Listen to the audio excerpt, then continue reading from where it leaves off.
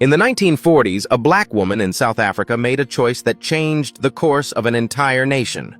Her name was Albertina Sisulu, and while the world remembers Nelson Mandela, they forget the woman who stood behind him, alongside him, fighting when he couldn't. This is the story of South Africa's true mother of the nation, Albertina Sisulu.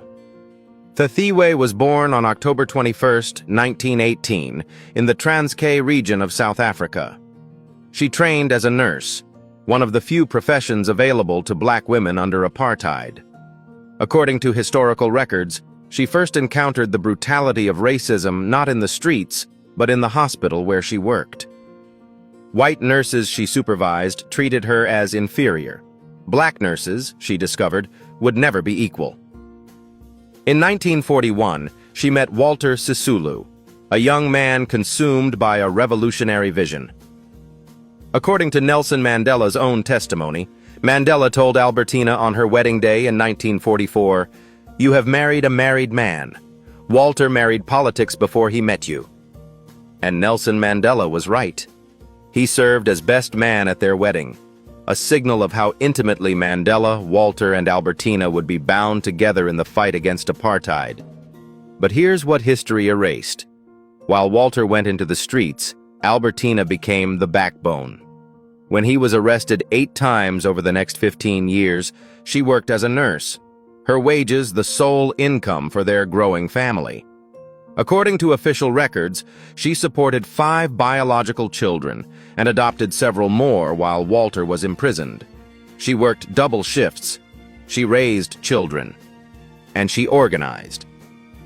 In 1948, according to ANC Women's League records, Albertina joined the Women's League and helped launch the Freedom Charter, a vision for a democratic South Africa.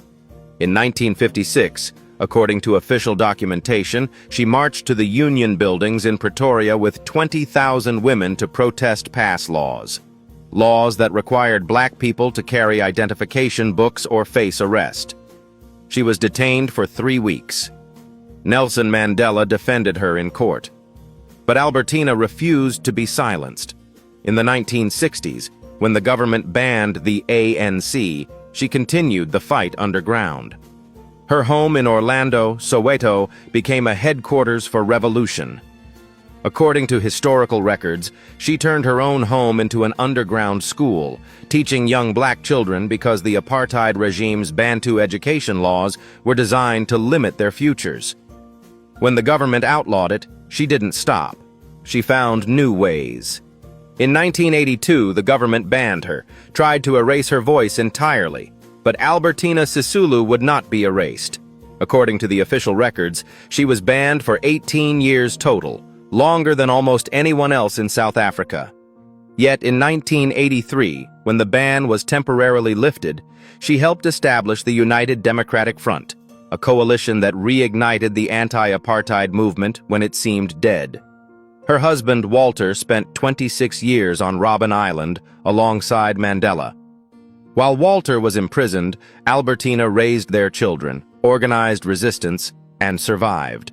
According to documented accounts, she traveled to meet with American President George H.W. Bush, British Prime Minister Margaret Thatcher, and world leaders, telling them the truth about apartheid that the apartheid government tried to hide.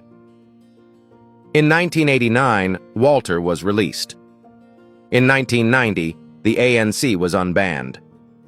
In 1994, when Mandela became president of a democratic South Africa, it was Albertina who formally nominated him.